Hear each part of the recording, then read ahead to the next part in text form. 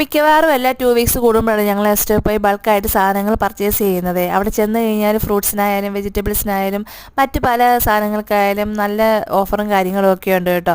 ഞങ്ങൾ ചെന്ന പാടെ ഇതെല്ലാം മേടിച്ചതിന് ശേഷം ഞങ്ങൾ ഫുഡ് കോർട്ടിൽ പോയായിരുന്നു. അവിടെ കുറേ വെറൈറ്റി ഫുഡ് ഐറ്റംസ് ഒക്കെ കാണാൻ പറ്റുമായിരുന്നു കേട്ടോ. അപ്പോൾ അതിനകത്ത് ഇഷ്ടപ്പെട്ട ഞങ്ങൾ 1-2 സാധനമൊക്കെ അവിടെ നിന്ന് പൊക്കിയിട്ടുണ്ടേ. അങ്ങനെ ഞങ്ങളിതെല്ലാം കഴിഞ്ഞ് തിരിച്ചിറങ്ങി വരുന്ന വഴിയാണ്. അപ്പോൾ അതിൻ്റെ ഇടയ്ക്ക് ഞങ്ങൾ കാർ വാഷിന് കൊടുത്തിട്ടുണ്ടായിരുന്നു.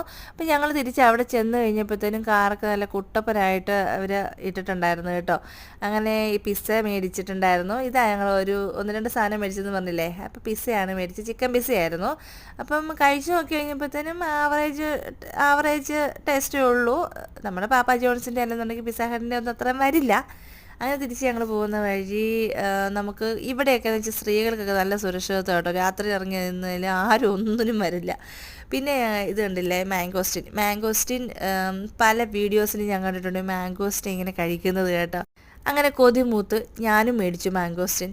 കഴിഞ്ഞ പ്രാവശ്യം പോയപ്പോഴത്തേനും നല്ല റേറ്റ് ആയിരുന്നു. അത് കാരണം ഞാൻ അതവിടെ വെച്ചു.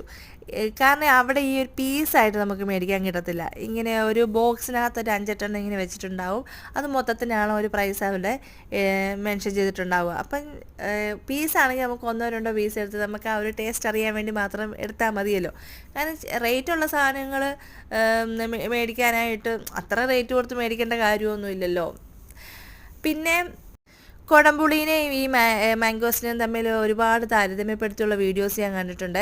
അപ്പം ഈ ഒരു കൊടംപുളിയുടെ ആ ഒരു പൾപ്പിൻ്റെ ടേസ്റ്റൊക്കെ അറിയാം. അപ്പോൾ ഏകദേശം അതൊക്കെ ആണോ എന്ന് അറിയാൻ വേണ്ടിയിട്ടുള്ളൊരു ട്രയലും കൂടാണ് കേട്ടോ ഇത്. പക്ഷേ ഇതിന് അത്യാവശ്യം മധുരവും കാര്യങ്ങളൊക്കെ ഉണ്ടായിരുന്നു. ചെറിയൊരു പുളി, അങ്ങനെ കറയോ അങ്ങനെയൊന്നും ഇല്ലായിരുന്നു കേട്ടോ. പക്ഷേ എനിക്ക് എന്തായാലും ഇതിൻ്റെ ടേസ്റ്റ് ഇഷ്ടപ്പെട്ടു. എനിക്ക് കൊടംപുളിയുടെ ആ ഒരു ടെക്സ്ചറും കാര്യങ്ങളൊക്കെയാണ്, പക്ഷേ ആ ഒരു പൾപ്പിന്, ഈ മാംഗോസിൻ്റെ പൾപ്പിന് നല്ല മധുരവും കാര്യങ്ങളൊക്കെ ഉണ്ട് കേട്ടോ. അങ്ങനെ ഞാനിത് ഇങ്ങനെ കട്ട് ചെയ്ത് കുറേ കഴിച്ചു. അപ്പം അതിൻ്റെ ലാസ്റ്റൊക്കെ തൊണ്ടൊക്കെ ഞാൻ അവിടെ നിരത്തി വെച്ചിട്ടുണ്ടായിരുന്നു കേട്ടോ.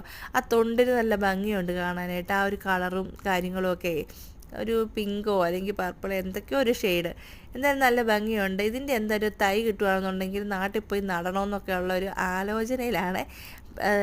ശരിക്കും പറഞ്ഞു കഴിഞ്ഞാൽ നാട്ടിലേക്ക് ഇതുപോലത്തെ എന്തെങ്കിലും മരങ്ങളൊക്കെ നട്ടുപിടിപ്പിക്കുകയാണെന്നുണ്ടെങ്കിൽ നമ്മുടെ വീട്ടിൽ തന്നെ ഉണ്ടെങ്കിൽ നമുക്കത് നല്ലൊരു ഇതല്ലേ. നമുക്ക് വേറെങ്ങും പോകണ്ടല്ലോ, നമ്മുടെ വീട്ടിൽ തന്നെ നമുക്ക് പറിച്ച് കഴിക്കാമല്ലോ.